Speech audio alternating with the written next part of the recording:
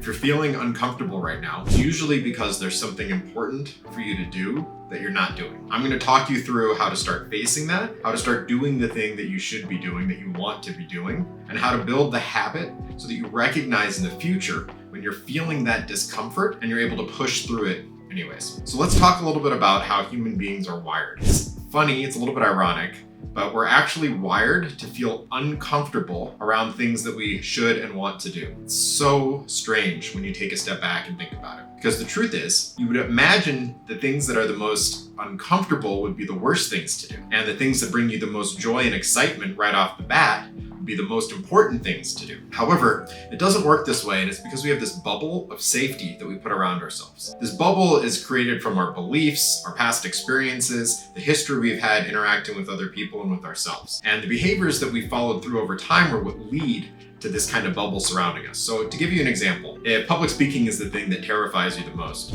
you found situations, you created a story and a narrative for yourself that reinforce the idea that public speaking is a negative and it's not a good experience. You create this kind of like mental picture in which public speaking is bad and scary and doesn't lead to good results. It could also be something like going to talk to girls or guys if that's uncomfortable for you. It can be applying for jobs. Whatever it is that pushes you outside of the safety bubble creates this intense feeling of discomfort. What's so ironic is that the things that create that bubble are also the things that trap us inside of it. Now, internally, if you have this strong fear to do something, it's because you actually want to get outside that bubble. The narrative you're telling yourself is one that pushes you away from that bubble. Maybe it's performing on stage. Maybe it's finishing that novel and sending it out to potentially get rejected. Whatever it is, this internal feeling, this desire wants you to be outside of this bubble, wants you to breach this comfort zone that you have, and yet you're uncomfortable doing so. That's where the irony comes in. So, how do you take that step? How do you begin to get outside of your bubble and move towards the things that you actually want in life? Because if you don't take this step, you'll always stay comfortable. And while that's not necessarily bad at first, the trajectory of your life looks very different if you always live inside of your bubble. And the longer you spend your time inside the bubble, the more calcified, the harder the shell of that bubble gets, and the more difficult it becomes for you to take action to push yourself outside of that. And the inverse is true too. The more you expand your bubble, even if it's just by a little bit at a time, the softer the walls get, the easier it becomes to push outside that comfort zone and to take action about what you really want. And let's face it, right now, there's things inside of you that are uncomfortable. There's that feeling, there's a low-level feeling of discomfort about doing or saying things that are important to you. It could be having a difficult conversation with someone. It could be applying for a new job or moving and having a conversation with your boss inside your current job to change your responsibilities or grow. It could be going back to school. It could be final exam coming up. It could be talking to someone that you're attracted to and trying to have that conversation with them. The point is that the outcome of the action you want to take isn't important. It's just building the habit of taking that action. It's about doing the thing that makes you uncomfortable so that the next time and the next time and the next time you're in a similar situation, it's a little bit easier. And eventually it gets a lot easier.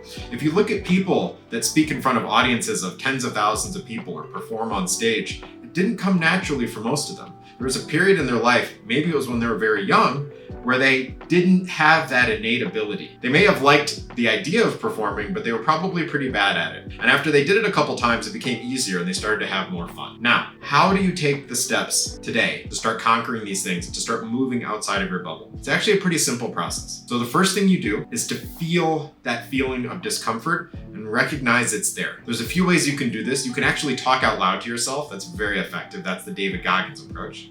You can record video in which you talk to the video and tell yourself, hi, I'm feeling this way right now. This is what's going on. Or you can tell someone you're very close to. You can tell a loved one, family member, good friend, and say, I'm really uncomfortable about this thing. The point is for you to acknowledge it. You're not pretending it's not there. You're not running from it. You're just acknowledging it, okay? That's the first step. You pull it up, you bring it to the light, so to speak. After you've done this, you can start to tackle it, start to examine it a little bit more. You don't need to know where it comes from. You don't need to know why it's there, but what you need to identify is the smallest incremental step you can take to do the thing. If you're afraid to go talk to someone in public, someone you're attracted to, all you need to do is go up and say hi. You can then walk away, but you just need to go up and say hi. It's the smallest thing you can do. If you're worried about applying for jobs, don't apply to the one that's the most challenging and exciting and important for you. Do a small one first. Do one that you don't actually really care about that much just to get the muscles rolling.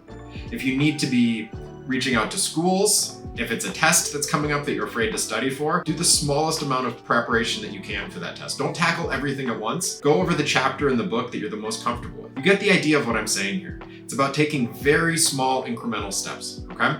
You want to start moving in that direction because as you begin to take action, subsequent action will be easier. There's a law of inertia at play. And this law says that when you're stuck and you're not moving, it's incredibly hard to take the first step. But after you've taken that first step, it's incredibly easy to take the second step. And then the third step and the fourth step, and you become like a ball rolling down a hill rather than someone trying to push a ball uphill. So identify that first step for you to take and take action as soon as you are possible. Just do a small little bit. And after you've done that, celebrate. Be really proud of yourself. Tell your friends, tell your family, write it down. Celebrate that first step so that you continue moving forward. Make the process of taking this action no longer scary for you so that you continue along this path and grow your bubble outwards. And the more times you do this, the easier it becomes to grow your bubble, the happier you're going to be with the results in your own life. Because the truth is, we all have things we're afraid of. It doesn't matter how skilled you get at living life. We're all going to face new situations, new things that make us uncomfortable. That's just part of being human. But what's powerful